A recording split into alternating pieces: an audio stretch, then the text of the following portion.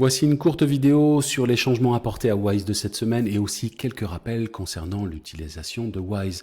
Une fois connecté à votre classe sur Wise, vous pouvez utiliser l'onglet Résumé pour marquer les présences du jour. Vous pouvez le faire de la même manière que vous le faisiez auparavant en utilisant l'indicateur ici et en cliquant sur chaque case en bout de ligne pour vos étudiants. Vous pouvez aussi utiliser cette nouvelle fonction qui est juste à côté de la date, une petite case qui vous permet de sélectionner l'ensemble de vos étudiants d'un seul coup. Donc si par exemple tous vos étudiants étaient là aujourd'hui, vous cliquez à côté de la date, tous les élèves sont sélectionnés et ensuite vous pouvez utiliser la fonction ici, Mark All Selected, donc marquer tous ceux qui sont sélectionnés avec l'indicateur que vous aurez choisi. La nouveauté vient maintenant justement lorsque l'on applique un indicateur, que ce soit ici à la main ou que ce soit en utilisant la fonction Mark All Selected.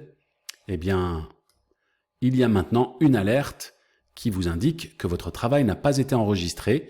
Il y a l'apparition maintenant du bouton sauvegarder, enregistrer ou annuler que vous devez utiliser pour enregistrer et sauvegarder donc les indicateurs que vous venez de fournir pour votre classe. Ce qui vous permet justement, que ce soit sur cette page de résumé ou la page suivante d'assiduité, de pouvoir travailler sur uniquement quelques-uns de vos élèves. Par exemple, les deux premiers que j'ai décochés sont bien présents, les autres sont absents, donc je vais prendre absent et je vais marquer hop, absent, et maintenant je peux enregistrer. Donc c'est une manière différente de travailler qu'on a eu jusqu'à présent, où avant on n'avait pas besoin de sauvegarder, mais justement c'était ça le problème, c'est qu'à chaque fois, automatiquement la page se sauvegardait dès qu'on faisait quelque chose, et elle se rafraîchissait, et donc ça prenait plus de temps. Peut-être pas pour ceux qui utilisent des ordinateurs et ceux qui ont une connexion rapide, mais pour ceux qui ont une connexion plus lente, ça prenait beaucoup plus de temps. Aujourd'hui, c'est fini. Donc j'annule ce travail ici, je vais sur la page d'assiduité et vous voyez un autre changement sur cette page qui est extrêmement important puisque les dates qui avant apparaissaient sur la gauche sont maintenant dans un menu déroulant. Menu déroulant qui nous donne bien sûr le choix de toutes les dates qui sont passées comme futures et qui nous donne des indicateurs très précieux. Je vous rappelle que pour cette date-là, l'indicateur en vert avec la petite coche nous montre que chacun des élèves ce jour-là a reçu un indicateur de présence ou d'absence.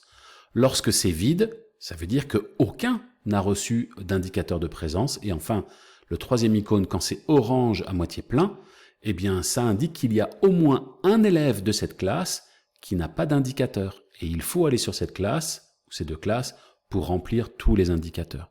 Je vous rappelle que notre travail de rapport est extrêmement important puisque les dirigeants et les familles vont sur MySeminary et voient en fait les présences de leurs jeunes.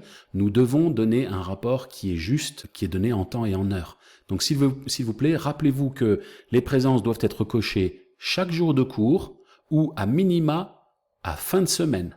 Mais ne laissez pas passer une semaine sans que toutes les présences de cette semaine soient remplies d'une manière ou d'une autre.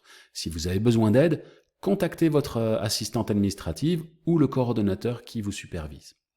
Sur cette page, donc je ne reviens pas sur les présences et comment les marquer, puisque vous avez toujours le choix ici ou en utilisant les coches de devant.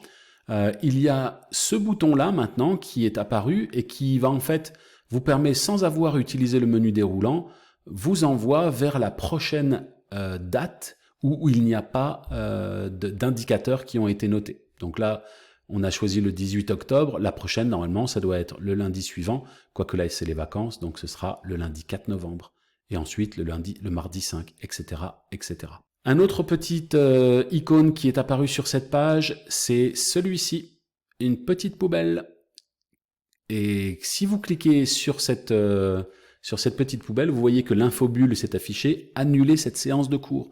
Ça veut dire que si vous cliquez là-dessus, donc j'ai choisi le mardi 5 novembre, si je clique là-dessus, ça va enlever le mardi 5 novembre des enregistrements de cours, comme si ce jour n'avait pas existé ou qu'il n'y avait pas de séminaire ce jour-là. Et malheureusement, si vous faites ça, eh bien on ne peut pas revenir en arrière. Là, il n'y aura pas de bouton enregistrer ou annuler. Donc n'utilisez pas ce bouton poubelle s'il vous plaît avant d'abord d'en parler avec votre coordonnateur ou l'assistante administrative. Mais C'est important que vous sachiez qu'il est là et donc évitez d'appuyer dessus. Même chose pour les lectures. Si vous voulez enregistrer les lectures, que ce soit un élément ou tous les éléments, vous aurez aussi l'alerte comme quoi ce que vous venez de faire n'a pas été enregistré, ce qui vous permet aussi de l'annuler ou bien sûr de le conserver. Voilà pour les changements sur Wise. S'il vous plaît, soyez assidus et si vous avez le moindre problème, souvenez-vous que les assistantes administratives est votre coordonnateur. Nous sommes là pour vous aider, vous soutenir. Parlez avec nous et nous pouvons certainement vous aider avec Wise. Merci pour tout.